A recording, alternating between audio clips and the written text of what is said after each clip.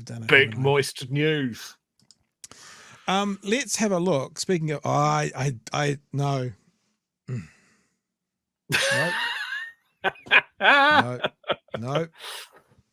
No. Not speaking of anything. Nope. Oh no. No. Conversation. Okay. Next person to use the M word gets banned. No. We're not going to reference anything to do with big moist news and this story coming up right now. Because stop it. Stop it. I am a 44-year-old man. And I'm going to lose my mind. All right. Let's have a look at the story from Breakfast. Actually, not these two clips aren't hugely long. But Finance Minister Nicola Willis was on with Keiran McAnulty. And the conversation was asked. The setup was pretty good, the good setup to this. I'm not going to play the setup. But the setup was basically, we're having reports that your cutting in the back room is hampering the front line. What would you say to that? Nicola Willis comes in with the answer to that conversation. Well, look, real sympathy for the story that Mr. Boddington has told. And as he's pointed out himself, this is a challenge that his hospital has been facing for 2.5 years. And so we have had a period in New Zealand in which the health system has, in many parts of the country, struggled to recruit the doctors and the frontline clinicians that we need. In the year to June, we've hired more than 4,000 additional clinicians across New Zealand, but there are still shortages. So we are taking action. I wonder how many of those clinicians were helping make up the ones to say what the Dunedin hospital needs that they then ignored. Just wondering, just putting it out there. That we're designing a new fast track so that doctors coming with relevant qualifications from overseas can quickly be onboarded. That process can take up to 6 months at the moment. We need to do it faster to take pressure off those people on the front line. We have invested considerable billions in the health system, and I've committed that in our next budget, more than half of the new funding will be for health, because it is critical that we keep putting that money into the front line. There's nothing more important than hiring the doctors, the specialists, and the nurses who deliver care.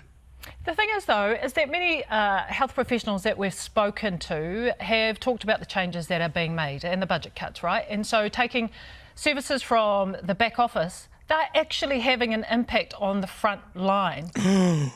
Oh my God, Chewy, we never thought of that.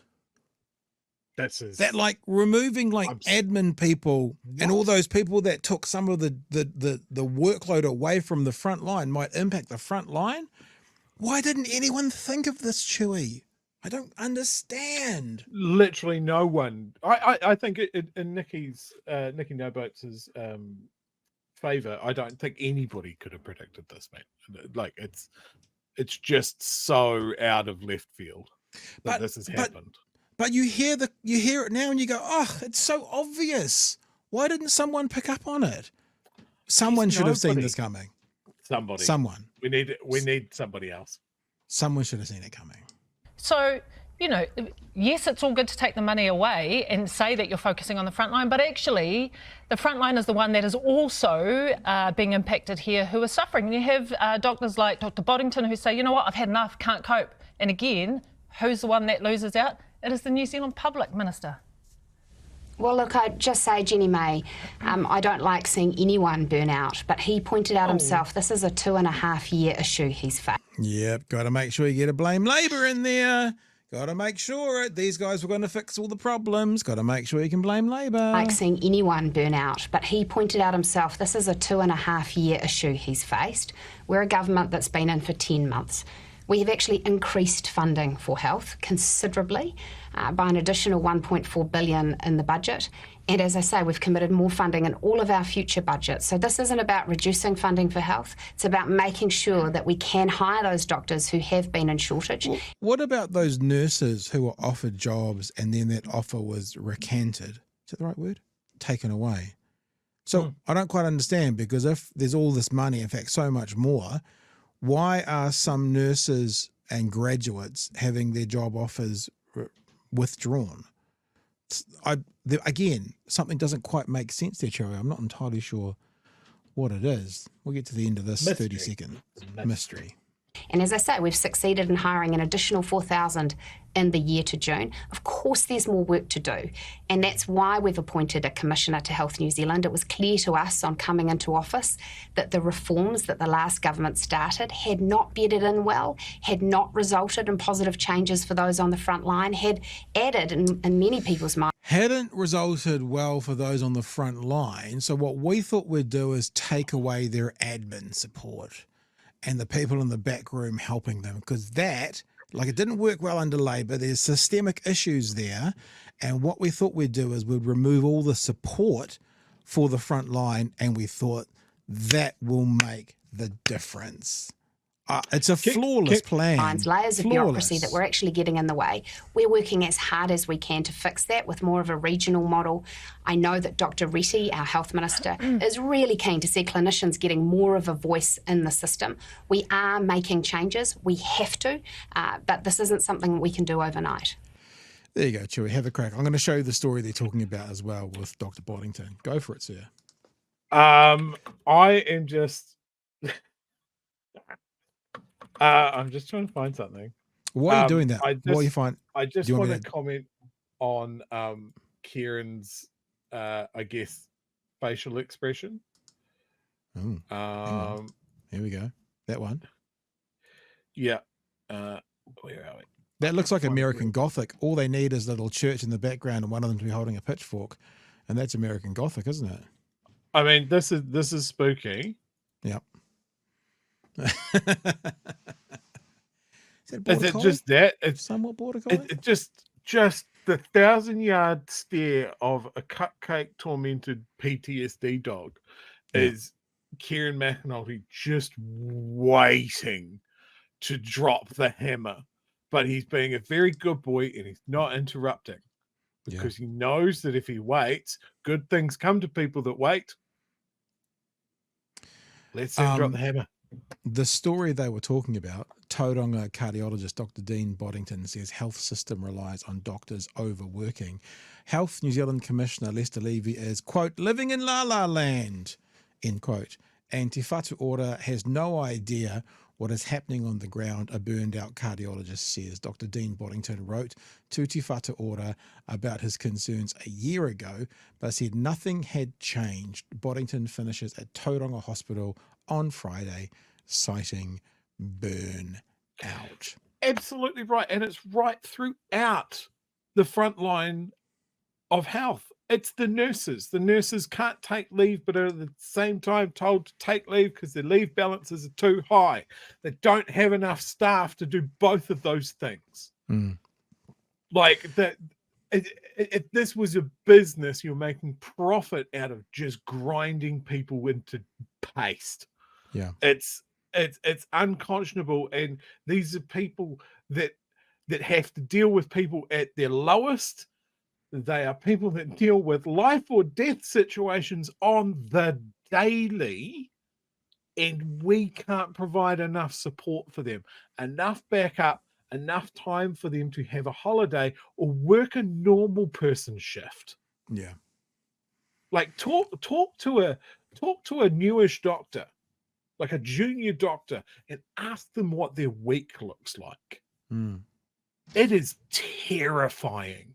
The state that we put doctors in, and expect them to make 100% correct decisions at all times, dealing with life or death. It's terrifying.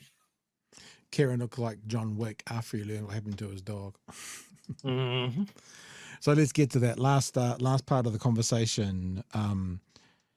Keiran was given a chance to respond to what Nikki Noboats has just said.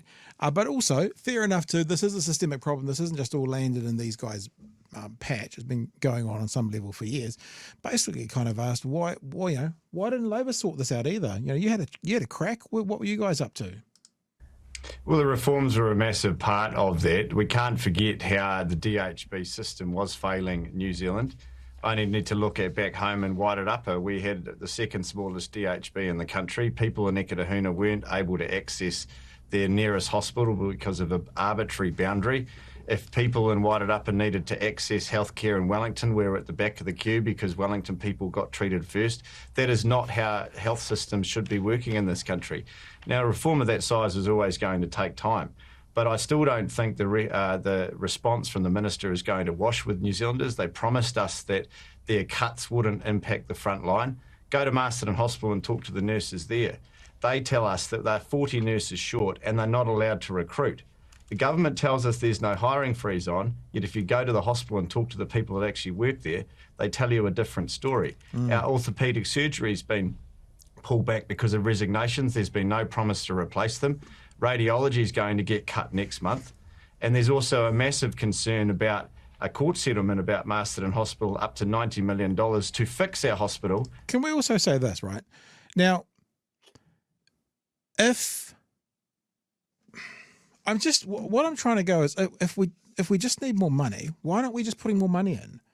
Like, is that the solution? Do we just need to drive a whole bunch more money in here? And every time we talk about this, we're never going to go beyond $2.9 billion to landlords. And we have to mention that every time, and $14.7 billion in tax cuts, because that seems to be the solution here.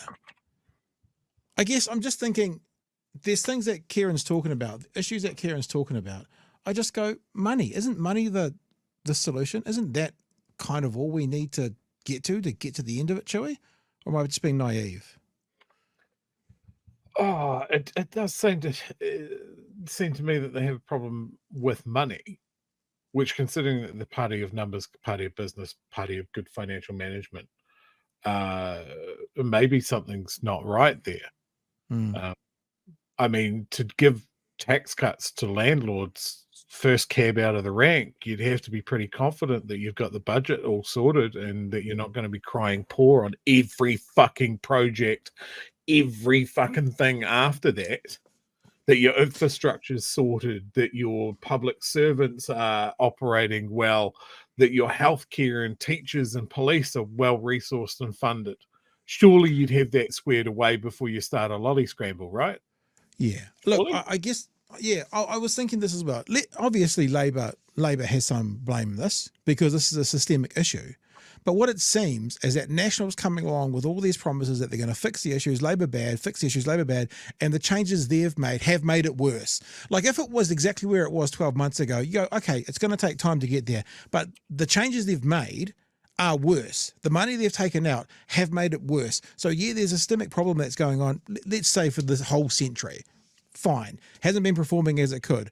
Every government's fallen short, but this government seems to have absolutely poured petrol on the issue, making it that much worse. That's what I was trying to get out of my thoughts actually. That seems to be the problem. I mean, I'll refer to something that happened last week, in Kiwi Rail opening up voluntary redundancies for their entire workforce, potentially.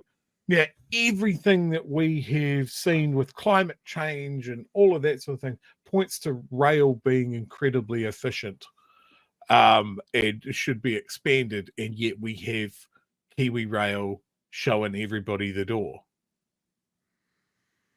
Yeah. That seems fucked. All of this seems fucked. And it just comes back to me when a business wants to pump up their books, you kill your workforce. You make it look like your payroll's real lean and it looks good. But it is putting a paper mache plug on a hole in your jib board. It might last for a little while, but the moment it rains, you've got a hole again. Right. All right, let's play this last bit. I've gone back a little bit to give Keiran a bit of a run-up. Only got about 30 seconds to go. Go to the hospital and talk to the people that actually work there. They tell you a different story. Our orthopaedic surgery's been pulled back because of resignations. There's been no promise to replace them. Radiology is going to get cut next month. And there's also a massive concern about a court settlement about Masterton Hospital up to $90 million to fix our hospital, and the money's disappeared. So you can be as reassuring as you like, but actually where it matters on the front line, when people go into emergency rooms and are waiting way longer than they used to, those responses simply don't cut it. Yeah.